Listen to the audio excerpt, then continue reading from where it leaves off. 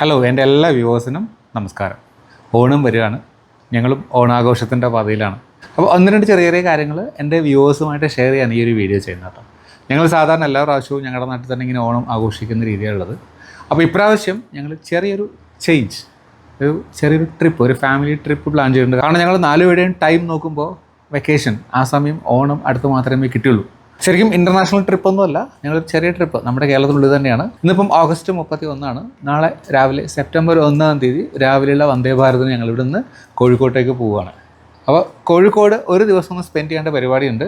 കോഴിക്കോട് എന്ന് പറയുമ്പോൾ അറിയാമല്ലോ, മക്കളുടെ മെയിൻ പ്ലാൻ അവിടുത്തെ ഫുഡ് ഐറ്റംസ് ടേസ്റ്റ് ചെയ്യുക എന്നുള്ളത് തന്നെയാണ്.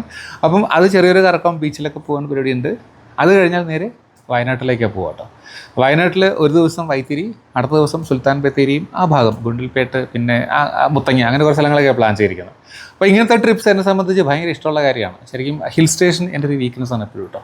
അപ്പോൾ ഞങ്ങൾ അങ്ങനത്തെ ഒരു പരിപാടിക്ക് പോകുമ്പോൾ വീഡിയോസ് എടുക്കണോ അപ്ലോഡ് ചെയ്യണോ ഒന്നും പ്ലാൻ ചെയ്തിട്ടില്ല.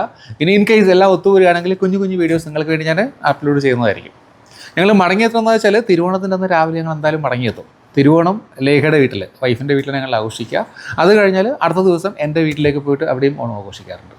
അപ്പോൾ ഇപ്പോൾ ഇത് പറയാനുള്ള പ്രധാന കാരണം എന്താ വെച്ചാൽ വീഡിയോസ് ഇപ്പോൾ ഓൾറെഡി കുറച്ച് ഓണം വീഡിയോസ്, കുക്കിംഗ് വീഡിയോസാണ് മെയിനായിട്ട് ഞാൻ അപ്ലോഡ് ചെയ്തിരിക്കുന്നത്.